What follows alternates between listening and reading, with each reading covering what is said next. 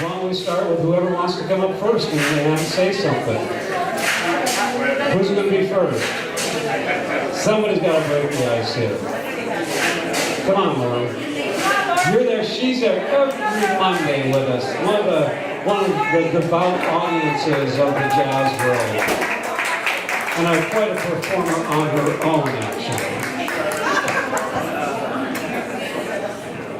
Don't tell me secrets, Laura. Okay, so when I came back from Los Angeles in the end of '93, I had really nowhere to go. And Ruby said, "All right, Matt, you have enough money for gas? Get in your car and come live with me." And Robin and Ruby had just started dating. So I was living in Robin's room, his little playroom now. That was my room. And that's when they began. And the Border Blues Band was playing all over at Divorce Park, I guess we call it? Deer Park, which is now Bittersweet. And so, you know, Robin would cook dinner, he was like the dad. Bro would come over and Lynn Anderson would be there. And it was really great for me to be able to be part of their family and to still be part of their family. I'm sure many of you are too. So whoever wants to talk next, come on up. I love you guys, man. So, how about Kenny? You got to come up and say something. So Kenny Davis, he's what we call a guy playing on the dark side. He's on the rock and roll side of the blues side of Mr. Anderson. You want to go first? Okay. He's young. I don't know anything. I don't have that. Robin came to my house for a year into the mine, unaccustomed as I am to be in mines. For years after we were down at Joe's place in the quartet, Robin came to my house and gave me private lessons. And it was great. We'd play for about an hour, and then he'd read the paper, and I would pull myself together. And Rob and I could last learn to do all 12 scales. So he was the greatest teacher, and I just wanted to say that. He played my alto saxophone, and I played Barry. And he was great. And then to go hear him and Roger and Ruby, yeah, wherever they were playing was wonderful.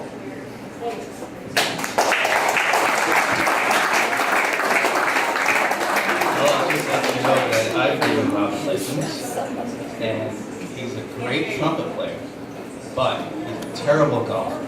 And we go out there all the time, and he can hit the ball farther than anything. I'll tell you that. How straight? Very straight, actually. Anyway, Robin's a great guy, one of my best buddies. We play music together all the time. We don't allow charts, and he had a tough time with that, but we got over it, and we're gigging, and we're actually making some money. Anyway, thanks, Robin. On the dark side, you make money. On the jazz side, you just do it for the love of it. So, who else wants to get up? If I get it right, Raisa, like Raisa your hand. Like Raisin Bran, I suffered in high school, elementary school. I don't know what to say except that I just started singing about 10 years ago, and Robin and Ruby are two people I just almost worship. Robin and Kenny and I were in a hit and run band. Yeah! Dive bar circuit, I don't think I've ever had so much fun in my whole life. But anyway, Robin's and Ruby, very serious musicians, and I owe a lot to them, and I learned a lot from them, and from Roger, too. So I don't know what else to say, except I've had a great experience knowing them.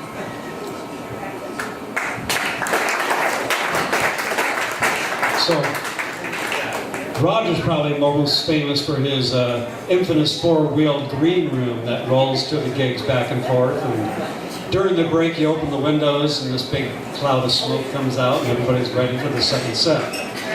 So, and it's always a different feel on a second set, a little more relaxed. So, how about, Judy, why don't you come up and do something? Yeah. Don't be shy. I'm always been shy.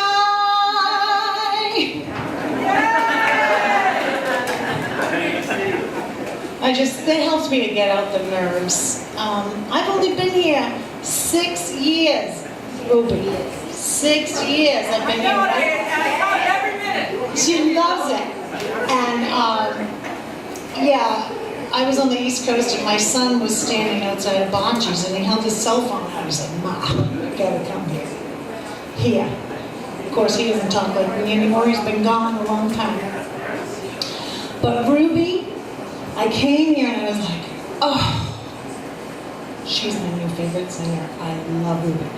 And I actually came to a lot of her gigs because I wanted to learn from her. And she's coached me whether she realizes it or not. And of course I got to meet Robin and Roger. Monday nights have been a blast. If any of you have not been there Monday nights to see the big band. Yeah. And I've got to know both of them. And Roger, I have a blast playing the drums with you. I'm at the bar, and I'm banging my drums, and he's banging his drums back with me, and we just have a blast. And I love you. And thank you, Santa Cruz. You guys have been really welcoming to me, too. I really appreciate it. It's been a lot of fun. Mwah! Yeah. So Penny played bass in the band and sang and played saxophone and viol di gamba and flute and piccolo and jaw harp and what else? I just have to say, when I moved to town, Ruby and Robin and Roger were so generous and so kind and so sharing to me. I didn't know anybody in town, and look at all these faces that I know now. It's mostly because I just went to see the band, and Robin said, yeah, why don't you sit in? And Ruby said, yeah, sit in. And then I was playing the horn with them, and then remember Ruby's wonderful funk band that she had? And I played bass in that band. And it's all because of just her generosity of not, just like taking a stranger and saying, okay, yeah, come on, join us, be part of this wonderful jazz scene here in Santa Cruz. So, Ruby, Yeah. thank you from the bottom of my heart. Thank you, Penny. Oh, shut up. Yeah. You're special. You're great. And it still continues because I'm still playing with Robin in the Cabrillo Jazz Band this semester, and Steve, and we can't get rid of each other. We're always around. He's shy. But once again, a round of applause for Robin, Roger, and Ruby, who have been such a big part of the success of the jazz scene, the big dance scene. Inspiring vocalists, inspiring players, inspiring trumpet players, drummers, everything. Thank you so much.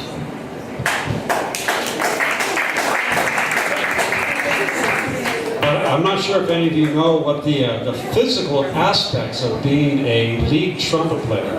I mean, every time I call up there, I talk to Ruby, and all I hear in the background is wee.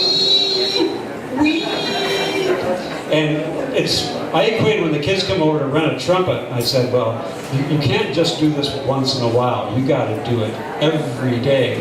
I say it's like weightlifting. You get up to like 250 pounds, you go off to Hawaii and eat food and drink, and coming back, you can't lift 250 pounds. When you come back, you're like back to 175, and you got to work back up.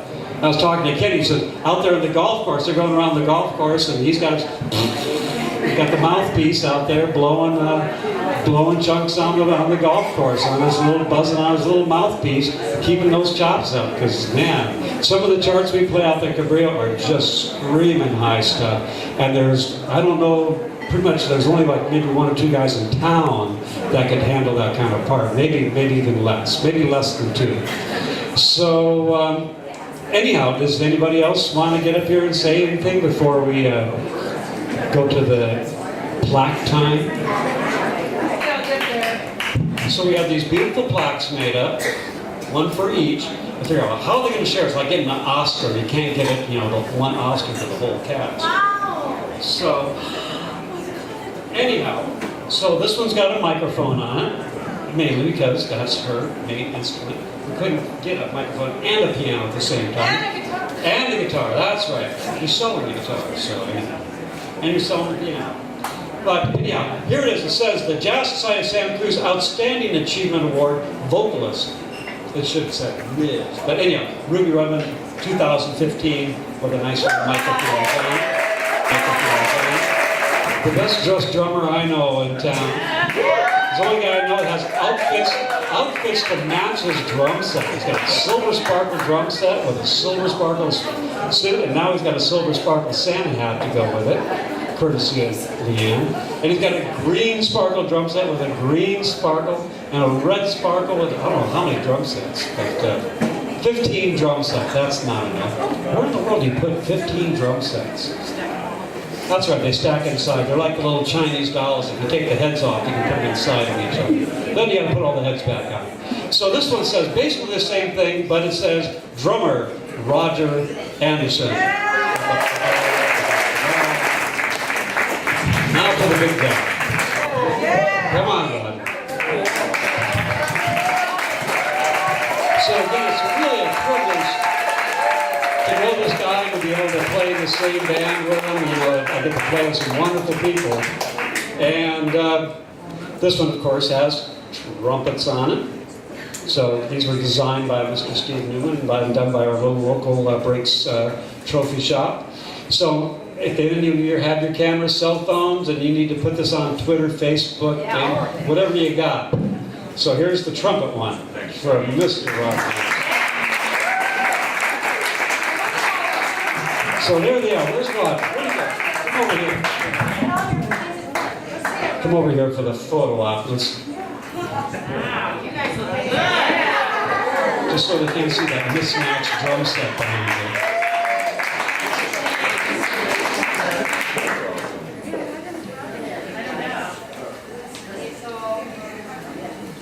Smile for the camera. No, you speak first. You're the one. No, you're the daddy. You gotta do first. Okay, everybody got their pictures? Come on, Ken. Okay, so we're going to open up the mic and see if these guys want to say a couple words. They're all real humble people, but they might talk for 2 hours. Who knows? Thank you so much, Steve. Let's hear for Steve and Steve Newman for doing this wonderful thing for us.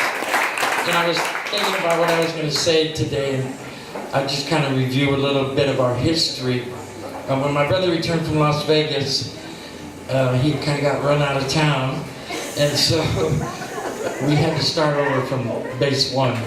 And I think the first thing we did was we actually played at the Colonial Inn, which at that time was called the Live Soup, which is now the Bob Bailey's real estate office.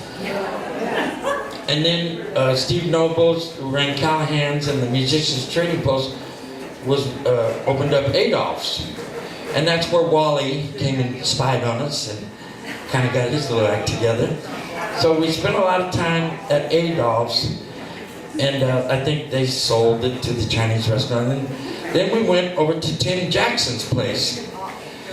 And we did 3 years there. And Tim tells Robin, it is not my job to supply with you a place to perform. So, see you. So then we moved to the Rat's Nest, which I call the Crow's Nest. And I had to have my friend Sean go to see Ted Burke so we could bypass Blaine. And after 3 years, Blaine said, swing is dead. And we had sold out shows every night we played there. Then we moved to Pasatiempo, and I don't know if you remember Dave. He ran the steakhouse.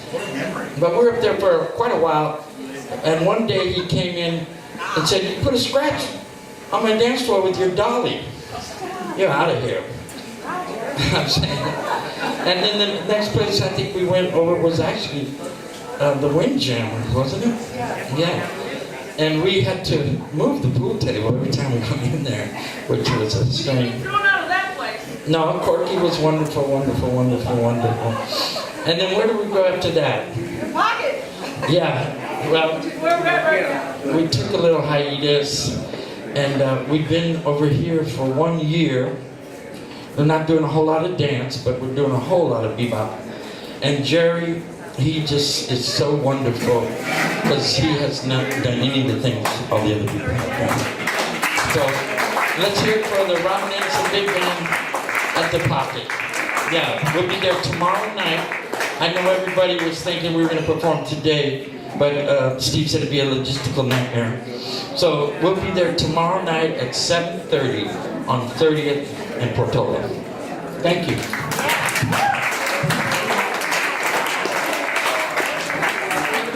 Now that you know all our deepest, darkest secrets, we want to thank the Jazz Society of Santa Cruz County, because I used to be a board member down here, and they're keeping big band music alive, and like we are, but they're also keeping jazz alive.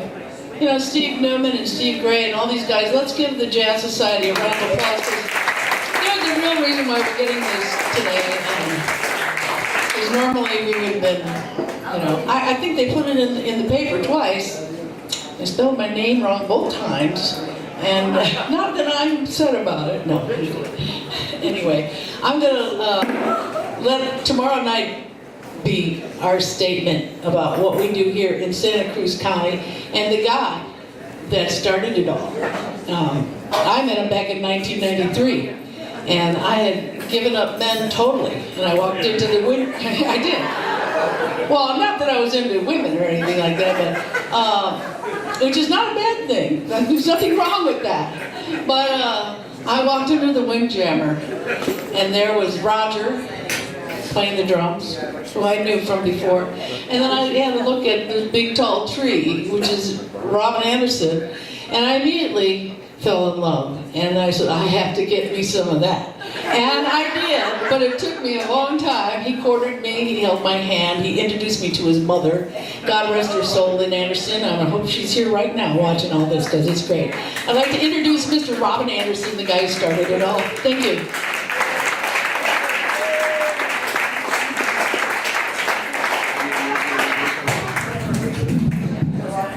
All right, thank you so much. It's a pleasure to be here. First of all, I want to thank Steve, both Steve Newman, Steve Gray, and the board for making this happen. As my one friend says, for making all this necessary. Anyway, I'm really touched by this award. And first of all, I'd actually like to thank my mother and father for putting me on this journey. Because without them, of course, none of this would have happened. Right? Is your mother still on? And then, let me see here. Get choked up now. No. I want to thank the members of the Robin Anderson Big Band.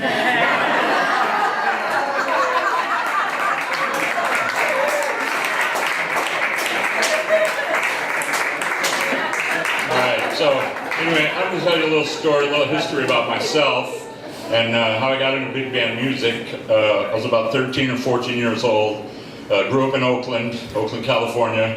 My father was a professional trumpet player, and he played in a rehearsal band on Monday nights, because it's tradition in the jazz community to play on Monday nights, especially a big band. So he had a Monday night big band that he played with, and it was called the Don Pystrup Orchestra, jazz orchestra. Don Pystrup went on to become a very famous arranger, eventually moved to LA, started doing a lot of commercials, started writing a lot of big band charts for Buddy Rich, people like that. But he had a rehearsal band on Monday nights at this place that was called Salvatore's Garage. And what it was Salvatore had taken his basement and turned it into a rehearsal studio. And all the guys in the band would come in there and kick out a couple of dollars to pay for the rental of the little rehearsal room. It was actually quite big. You get a big band in there. You had a piano in there, and so it was a great thing. And I'd go down there with my father, and I was about 13 or 14. I'd probably been playing the trumpet about 3 or 4 years, and I would always bring my trumpet on the mishap that somebody wouldn't show up. So one night, and I always sat in the trumpet section right next to my father, whether I was playing or not, you know. So that was quite a thrill for me. And one night, I'm looking over to my right at this trumpet player, and he's sitting there, he's doing this, you know. And I come to find out later he's a big-time heroin addict. But I'm watching him, he's sitting over there, and he's just like, he's starting to fall asleep, you know. So I poke him and I go, hey, you mind if I play your part on this next chart? He goes, nah, go right ahead, go right ahead. That was it for me. I was hooked right there. And so it just went on from there. And, you know, a funny thing, that we have another friend of mine here, Prince Lachey, and his father also played in the Don Peister Big Band. I believe he played the Barry sax in the big band. So we have a connection there also, and Prince Lachey is sitting back there, so let's hear it for him too, a little connection there. So that's a little bit of history about how I got into music, and of course I played in schools, because all the schools had bands. I played in all the bands, orchestras, marching band, all that stuff. And so eventually I grew up. Got in the military. Of course, I'd stopped playing. My father said, well, you should be getting an audition. I hadn't played in probably 2 years. So I get up there, and the guy gives me an audition. He says, okay, here's the music, here's the instruments. You got 20 minutes to get ready. So after 2 years, 20 minutes was just not quite enough to get ready. So I kind of had to bypass that. And when I got out of the service, I came back to Santa Cruz. And thanks to this guy, I started getting back into the trumpet, because I had kind of drifted away from music, and wasn't for him, I don't think I probably would have got back into the trumpet. So, you know, we had bands around here. I started playing at Cabrillo because I had the GI Bill, so I could afford to go to school for a little while. My brother and I, we had bands, all kinds of bands, anything we could do to make some money, because this is a tough place to make money playing music. So we persevered, and here we are today. But my big band history, eventually I ended up moving to Las Vegas in about 1979. And around 1980, 1981, I started my first big band down there. It was a rehearsal band at the Musicians Union in Las Vegas. They had a private club where they had a stage all set up with the music stands, with the PA, with the piano. All you had to do was bring in your music and your musicians. And when I moved to Vegas, they had bands there 7 nights a week. There were so many musicians in Vegas that wanted to play. So they had bands, and a lot of nights they had 2 bands. They'd have a band at 10 o'clock at night that would be people that were out of work, people that were new to Vegas, or people that were retired and still wanted to play. Because when you moved to Vegas and you wanted to get work, you had to wait 6 months before you could get a steady gig. Yeah, and usually you had to wait for somebody to die to get a steady gig. You know, I had a lot of friends of mine get steady gigs because somebody passed away. So I started playing in the bands down there, and after a while I said, well, I should be having my own band. So I started my own band on a Thursday night down there. And I was saying they would have 2 bands a lot of nights. The 10 o'clock band would be, like I said, people that were out of work, waiting to get their union card or retired. And then at 2:30 at night, they would have another band. And this would be all the heavies, all the guys that worked, all the heavy hitters in Vegas. They would play from like 2:30 in the morning till 5 at least. You know, because they all had like chops of steel. They could play forever because they played 2 shows a night, 6 nights a week. So playing another couple hours once a week was nothing. And so I started my band on a Thursday night, and eventually I ended up getting a late band on Friday night because somebody passed away. This trumpet player, he had a band on Friday night, and it was all the heavy hitters.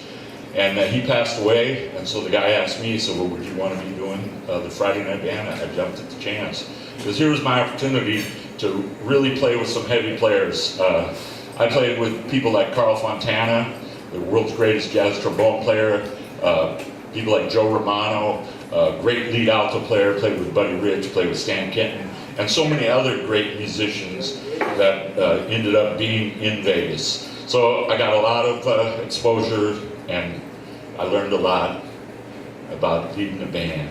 And when I left, I came here, and this guy says, let's get the band together. And here we are. The rest is history. So I want to thank all you guys for coming out here tonight. But I do really want to thank all my musicians over the years. There are just too many to list, too many to mention. I probably don't remember all their names, but there were so many of them. So I really appreciate this award. Thanks.